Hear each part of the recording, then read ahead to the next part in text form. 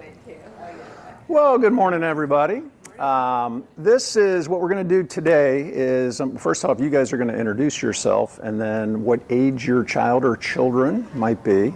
And then the purpose of this is to kind of go through where children are typically in their social kind of development as a 4-year-old all the way through 14.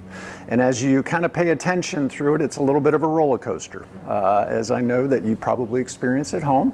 And then after that, we will put you in, depending on what age your child is, you guys will be talking about different scenarios with our guidance counselors.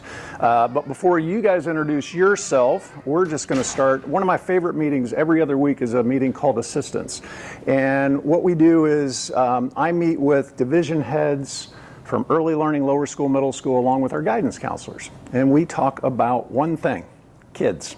And we might spend an hour and a half to 2 hours in talking about how we can either challenge them, how we can help them, how we can support them, and we go through kids that might be on our quote-unquote radar. And what we bring to the table is not only the experience of being guidance counselors, but we're also parents. And we have 16 or 17 kids amongst our group. And so that's we do that every other week. And so with that, if you could just introduce yourself. All right. We're going to start with the 4-year-olds. We'll kind of, and you know, feel free to ask questions, and people might just share different scenarios, stories, and we'll go from there. All right. Gets really scary when they get to middle school, but you'll be all right. 4-year-olds, they tend to be ready for everything. Explorers, adventurers, want to soak up the world of knowledge with incredible speed. They're capable of almost nonstop mental and physical gymnastics. They love to exaggerate. Parents and teachers need vast amounts of coffee, energy to keep up. And you'll have a new appreciation for the teachers that are in Building 8 as well. Socially, and this is what our focus is, friendly, talkative, bubbly, love being with friends, though they still often work near, not with a friend, can make decisions based on their own interests, need adults to have for advice. Also need help from adults finding words to express their needs instead of reacting physically. Love jobs, and then the older 4s sometimes fearful and worried that may have been from, they might be experiencing nightmares. Then we go to 5-year-olds. 5 is a time of great happiness. Life is good. 5 is also a great time of change. During this 1 year, children may go from being cautious and compliant to uncertain and oppositional. Like to help, follow rules, and be good, quote unquote, later may test or oppose the adults. And this is what they need. They need the consistent rules and enforcement, respond well to clear and simple expectations, empathetic discipline as they test the limits and make mistakes. So, you know, I'm always hearing, you know, set them up for, with routines. What are their responsibilities? Because you have to remember, as a parent, you're wanting to create a future person that is employable. And it can start at age 3, 4, and 5 with different jobs. So we know you know how to do the things.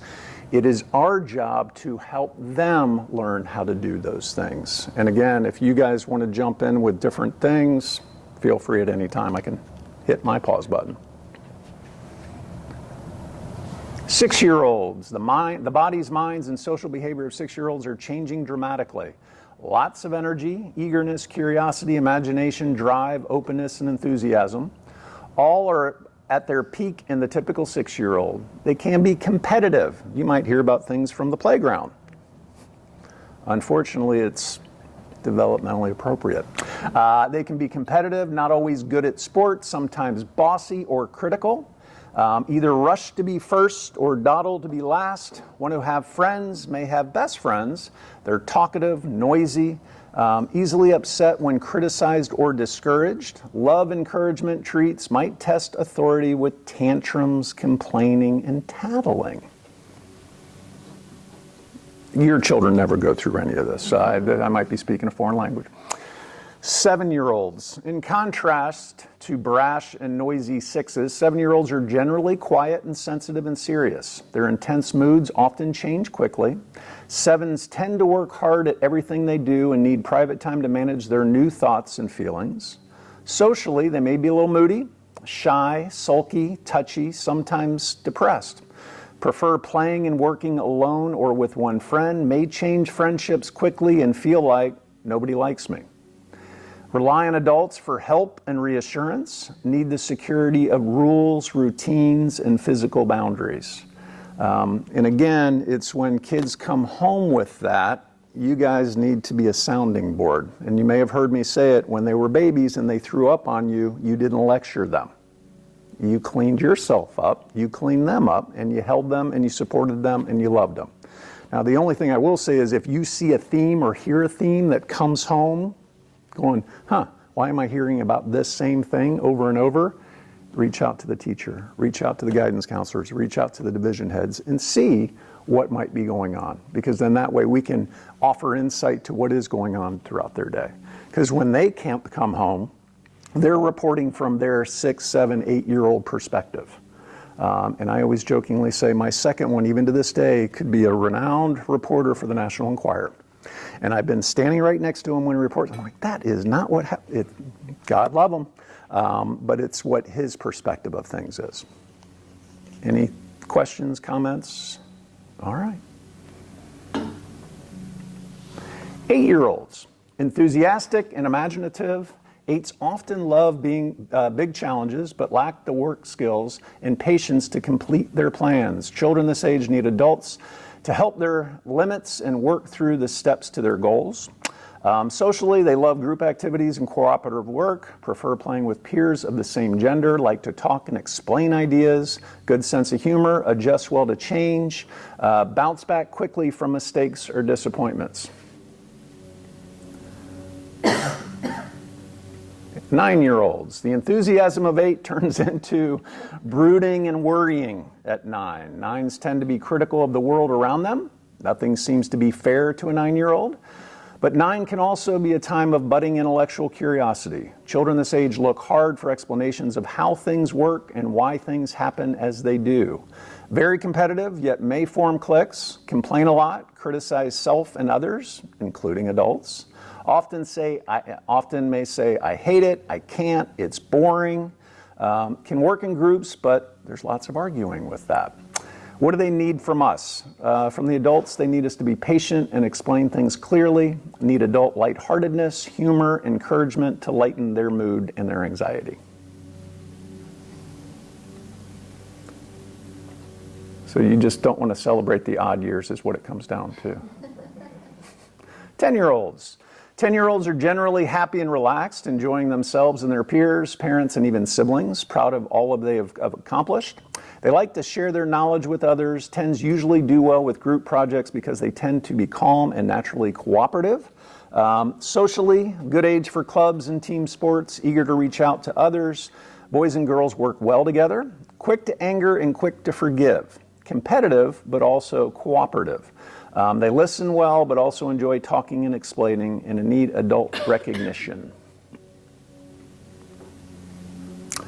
11s are going through huge changes in their minds, bodies, socially, behavior as they begin their adolescence. The easy friendliness of 10 often gives way to awkward, sometimes rude behavior at 11.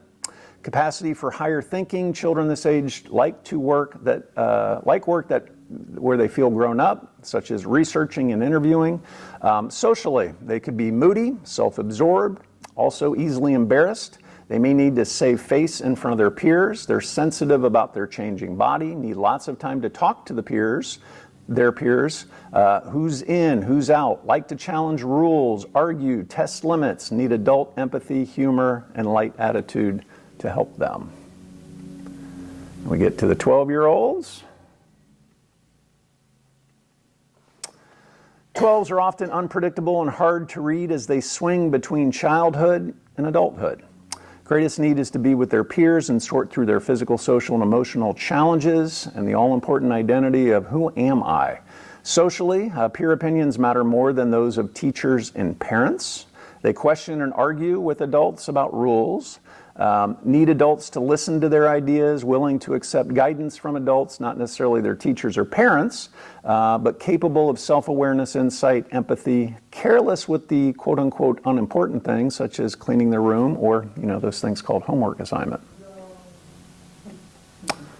13. Typically an age of rapid growth in mind and body, an age of contrasts and confusion. 13-year-olds are pushing away from adults and seeking them at the same time. Excited about new teenage opportunities, but hesitant to take those safe risks. Physical and emotional development is happening much quicker in girls. Socially, they're moody and sensitive. Anger can flare up suddenly. Feelings are easily hurt, can easily hurt others' feelings. Concerned about their personal appearance. Like to be left alone, hours on the phone, challenge the ideas and the authority of parents and teachers. And they can often be mean, which may stem from them feeling insecurity or feeling scared.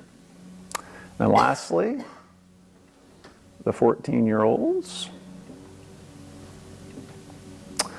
First on the list of 14s is they're distancing themselves from adults. They need to do this to allow their own adult personalities to emerge. 14-year-olds often have many challenging behaviors, but they can also have great creativity, a keen interest in solving problems in the larger world, more willingness to admit errors and try again, and a striking sense of humor. Socially, they need the adult connection, even when fighting for their own identity, need adults to listen and negotiate. The rules and requirements, fiercely criticize parents' dress, ideas, friends. They can be a know-it-all. They can be extremely oppositional, typically loud and rambunctious. And then they can also rise to leadership challenges and work well in small groups. Anything you guys want to add or subtract before we kind of break into groups, or any questions or... I'll point out that there are several theories of child development, but most of them, you may have noticed a lot of themes, and most of them are, they consider child development cyclical. So it kind of, you see the same things popping back up in different phases. You'll have, like Peter said, the odd years, just pass on those because they tend to be the rougher patches where the kids tend to be more angsty inside and having a harder time with everything. So, it is normal. It's rough sometimes as a parent, but they will come back. You will see the bright side again soon, but it does tend to go back and forth. Yeah, and then obviously you know the difference between the boys and the girls, and you don't want to sit across from a boy and go, well, how was your day? Why aren't you need to find the way that they feel the most comfortable in communicating. It might be outside shooting hoops. It might be tossing a ball. It might be something physical that they're doing or going for a walk, but you want to give them those outlets. The other thing that I've learned through parenting as well is when they're angry, you can kind of control the thermostat of how you're going to communicate and when you're going to communicate. So if they're angry and upset, you can say, when you're calm, I'm happy to sit and listen and talk. I am. No, when we're calm, and so it allows them to start managing their anger. Why don't you take a walk? We'll come back. We can sit down when you're ready, when we're both ready. But I'm going to determine when we're both ready. So that's always something that I've learned through the years. As they get into the upper elementary or middle school, sometimes you saying nothing and just being in their space, they'll suddenly start talking. So rather than asking a bunch of questions, how was your day? How was it? Just sometimes just being there, and suddenly they'll just start sharing. So I think finding time to just be there without your phone. You're just not that you're sitting there waiting, but you might be folding laundry, or you might be doing a dish if they're at the counter, but it's more just waiting for them to start talking, because they will most of the time, especially if something's on their mind. And in middle school, we're trying to get them to be more independent, knowing that when they leave here, they're going to have some decisions in high school and circumstances that they need to navigate, and we can't be there for them. But how to do that independence well, and sometimes what they think is maturity isn't really the maturity that we're going for. And so often with the kids, they'll come and they'll be upset or have disagreements, and it could be academics, it could be with friends, it could be with parents, it can, that whole gamut of things. And lots of times they'll tell me, and then I'll just sit and say, well, what do you think you should do? What would you like to do? And they might have some ideas, and if not, I can sit and give a few different suggestions, say, well, what would you think? Because ultimately, we're trying to get them to the point where they can make those decisions on their own. So I'm glad they're coming to me, but always providing them with the answers or the exact things to do, and that could even start when they're very young, might not be the best thing. It might be a little better to sit back and take it slow and see kind of how they're thinking and how they're processing, and are they able to look at things from different sides, and then compliment them if they're able to do that well and say, that's a really mature way to look at it. So that could be something that could start with little 3-year-olds, but it's really important when they get that older stage. You guys want to break into groups with scenarios?